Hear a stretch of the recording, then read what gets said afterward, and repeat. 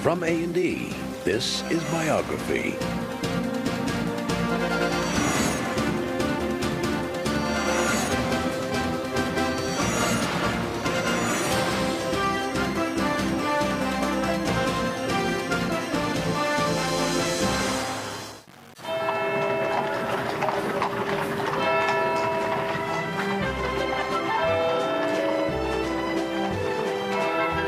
Dorian Gray, in February, moved to London, made contact with the highest rung of London's social ladder. He befriended the painter James McNeill Whistler and actress Lily Langtry. This young man comes to London to become a part of the upper class, high society. It's rather maddening because very many of the accounts we have of what it was like simply say that they can't tell you what it was like, but that he somehow managed to dominate and devastate and hypnotize and captivate every dinner table, every circle he was in, and that he was always doing it.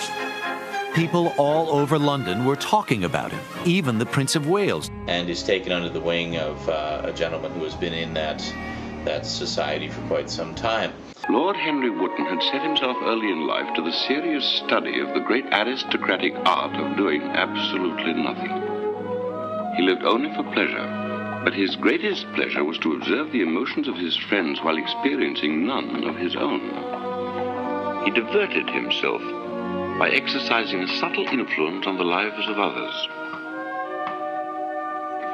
And he quickly becomes like a darling of society, and like everybody loves him. And he's a beautiful, good-looking young man, and the ladies just fall over themselves for him and stuff like that. So it's very easy for him to get into that high society and to attain all the pleasures that he desires. Basil, I think, has a rather purity and sheer aesthetic beauty of Dorian, which makes him want to capture that on canvas. Henry's fascinated with it in a different way. He wants to mess with it. He wants to disrupt it. He does it, I think he does it initially just to tease Basil and to provoke him with this newfound joy of his. He wants to break it down. He wants to see this sort of phenomenon of beauty tarnished in some way. I mean, he destroys Dorian completely, really. I mean, he doesn't see that to its conclusion because he sets Dorian on a path where he'll destroy himself. But it's definitely Henry that initiates that process, and I think there must be some bitterness of the world. I tried to keep away from him. I spent several years actually clear of the habit, and then recently it unfortunately crept up on me again. Everything he does has this energy of paradox. You know, the epigrams are filled with brilliant paradoxes. They kind of sparkle, and everything's a riddle. Everything is got a mystery. So at one point he has a portrait painted of himself. He is somewhat narcissistic as well, of course.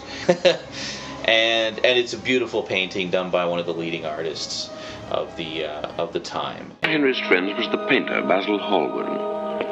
He had been strangely secretive about his latest painting, and Lord Henry, sensing a mystery, determined to discover what it was. The painting begins to change.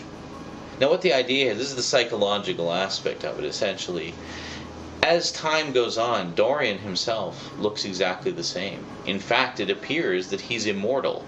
He looks the same, no matter how many years have passed. He's just as young and beautiful as he always was. But the painting changes.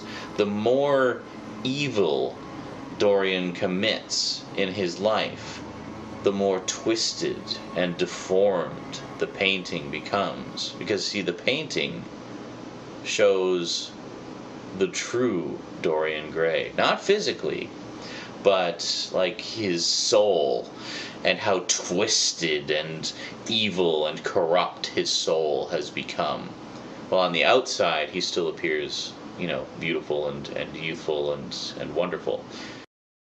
In 1890, Lippincott's magazine published The Picture of Dorian Gray.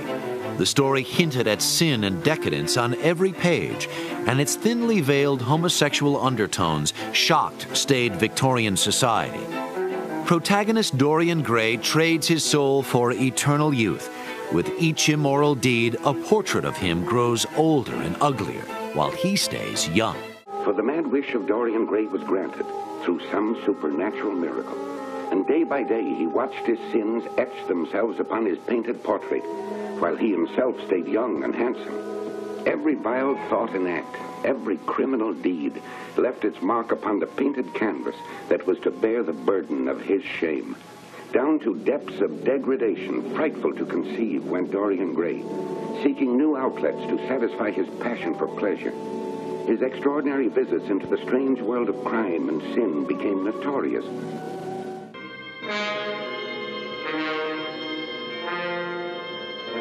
Strange rumors about his mode of life, which spread through London and became the chatter of the clubs, could not believe anything to his dishonor when they saw him.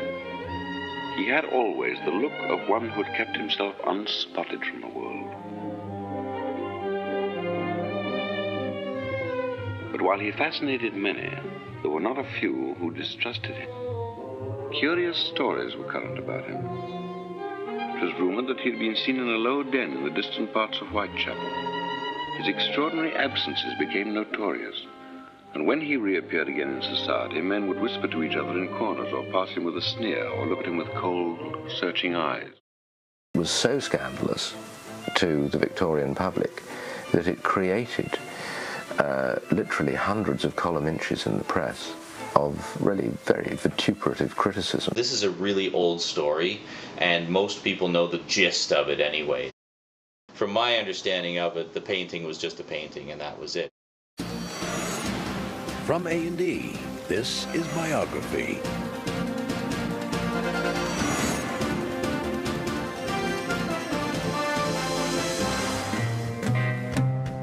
Hello ladies and gentlemen, my name is WebQZipRacool and I welcome you to our show. Alright Mr. Gray, first question. So after you saw the portrait for the first time, why did you make a wish to become immortal? I know now that when one loses one's youth, one loses everything. Only the picture could change, and I could be always what I am now. For that I would give everything. Yes, there's nothing in the whole world I would not give. I would give my soul for that.